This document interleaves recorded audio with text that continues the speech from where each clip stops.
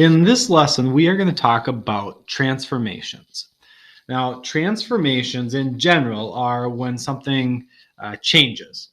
So when we're looking at quadratic functions, specifically at a graph, like a parabola, there are three different types of changes or transformations that can occur. And between today's lesson and tomorrow's lesson on vertex form, we're going to really see how the equation is connected to these types of transformations. That's our goal with this. So the three types of transformations. We have translations, which basically is taking the parabola and just sliding it in one direction, so either left or right or up or down, or possibly in two directions, like sliding it to the left and sliding it up, for example. A reflection is exactly what it sounds like. A reflection is like a mirror image. So in this case, it's going to be a flip. So instead of opening up, it's going to open down. That's called a reflection of the parabola. And then finally, our third type of change or transformation is you can stretch or shrink the parabola. So you can basically change how wide the parabola becomes, whether it becomes like narrow, like skinny, or wide, where it just becomes wider with the arms of the parabola. So we're going to take a look at some examples of each of these. And then we'll also take a look using Desmos, kind of how that works with the equations. So our first one was translations. Okay, that's one type of transformation. And the translation, as I said earlier, it's a slide. So thinking of it as it's staying the same shape, we are just literally moving all the points on the parabola one way or the other. So left or right or up or down or some combination of those. So here's an example where we have the parent function, which we just call y equals x squared. That's just your basic quadratic function as a parabola. So that's what the basic parent function looks like. It opens up, it comes down and touches at the origin, and then it goes back up. Okay, so that's kind of what we're comparing all of these other changes to. Now, the blue parabola has the exact same shape as the red one, same width, same direction. The only difference is if you focus on the vertex, you'll notice that the vertex is not in the same place. It's moved. Okay, so on the parent function, the y equals x squared, the vertex is at 0, 0. However, if we look at the vertex of this blue parabola, looks like it has an x coordinate at 3 and a y coordinate of 1, right in between 0 and 2. So that would be 3, 1.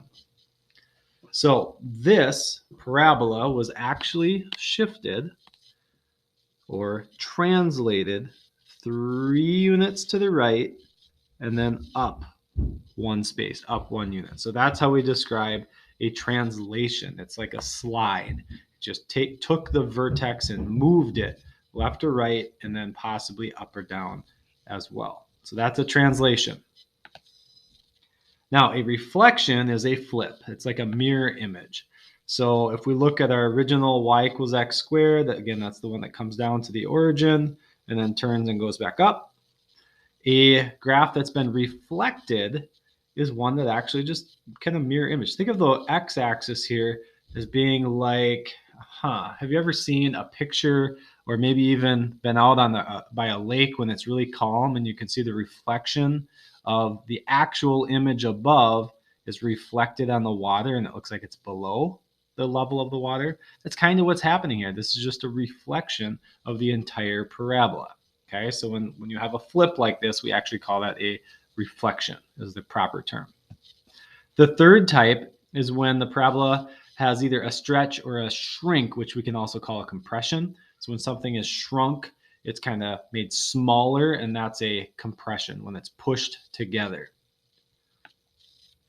So here are actually both examples of what this, let's actually just do one at a time. Let's talk about stretch first. So that regular function y equals x squared, again, is in red. That's our comparison, kind of the basic parabola. And this other parabola, notice the vertex is the same. It's still going upward, so it's not a reflection. It's not a translation, so it didn't slide anywhere. The only difference between the y equals x squared and this blue parabola is that the arms have been stretched outward. You'll notice that all of these parts of the arm have been stretched outward. So that's a stretch, is when the arms go wider. Okay, so a stretch is when the arms get wider. Shrink is the exact opposite. So whether the arms shrunk or the parabola shrunk or it got narrower, or you could even use the word compression to describe this. This time the arms go inward.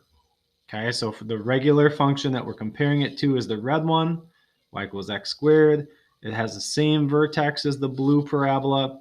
It's still pointing upward like the red and blue parabola both are. The only difference is that the blue parabola, the arms are pushed inward. So we consider that to be a shrink or a compression compared to y equals x squared. So what we're going to do next is just take over to Desmos.com, use the graphing calculator.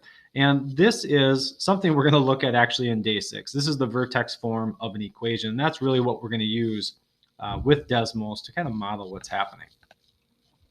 So what I did is I just took that vertex form and typed it into my equation box, and it graphed this parabola over here. So if I hide that, okay, it goes away. So I have my parabola graphed in purple. And then I also created sliders, which means I can basically take the value of a and make it any number between -10 and +10. I can take the value of h in this equation and make it any number between -10 and +10. Same thing with k. So a is this number out front. All right, this is kind of like think of it as a leading coefficient. I want you to watch what happens when a is positive to the parabola like it is now. And then I also want you to look at what happens when this leading coefficient, this number out front, turns into a negative number. So I'm going to click play here, and this little slider is going to go all the way up to 10, and then it's going to bounce all the way back down, 9, 8, 7, 6, 5, 4, 3, 2, 1, 0, and then it's going to go to the negative numbers. Okay, watch what happens. Look at my parabola over here. Still a is positive, and all of a sudden a is negative, and look what happened. My entire parabola flipped. And now a is positive again, and it's opening up. Now a is negative, it's opening down. Now, if I can actually get this to be right at a equals 0, there we go. We actually don't even have a parabola anymore. When that number is 0 out front, think about what happens. 0 times anything is just 0. So it's not even a quadratic anymore. It's actually a linear function. Okay, so a technically can't be 0. It can be anything else.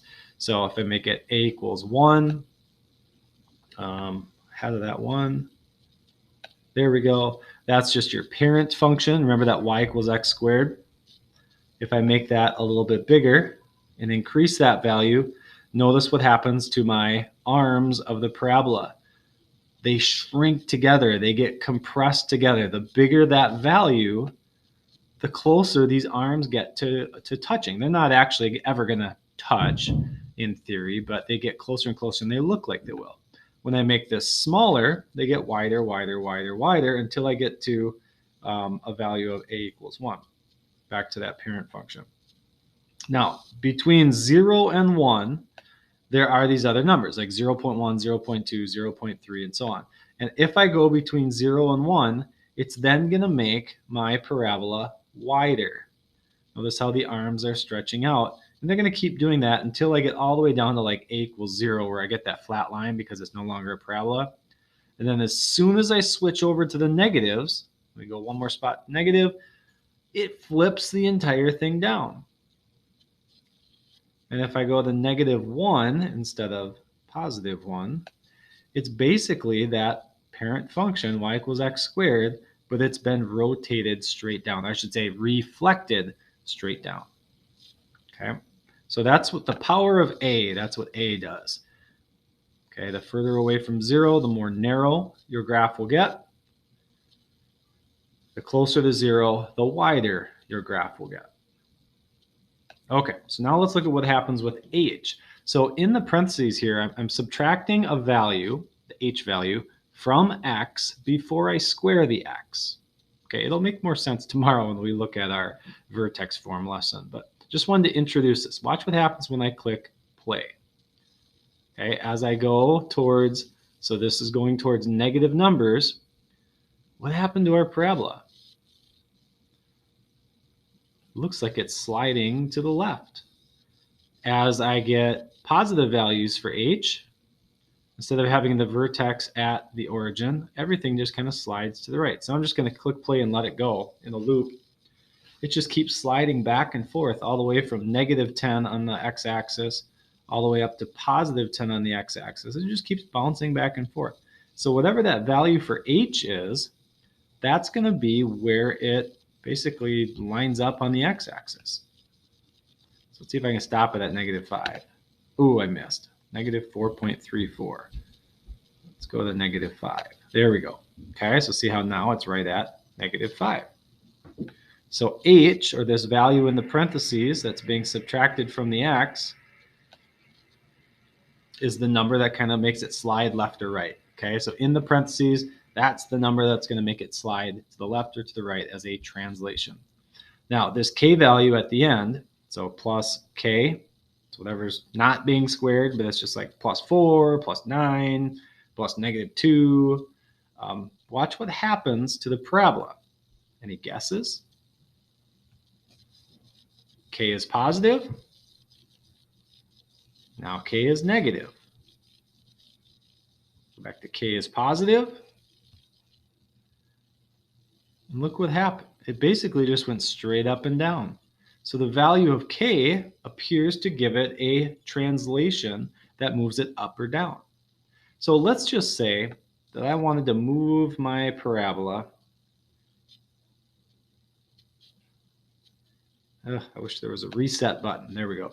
Let's say I wanted to move my parabola so that it, let's see, so that my vertex was right here at 5, 5, but then I also want to reflect it. Let's see if I can do that.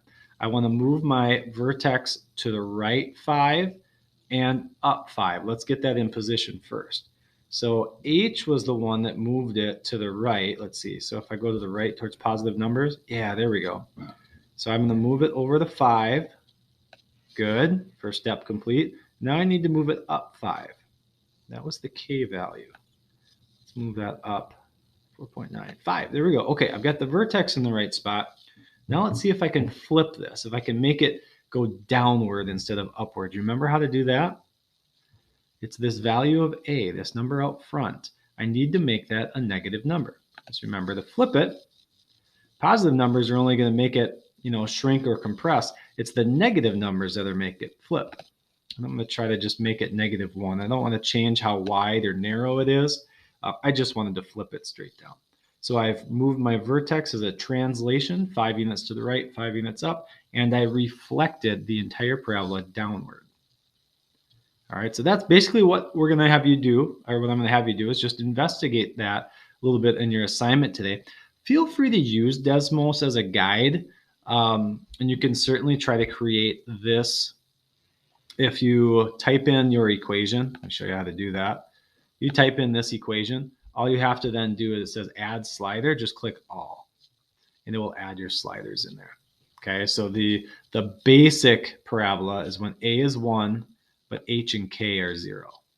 So I always like to start there, make those zeros instead.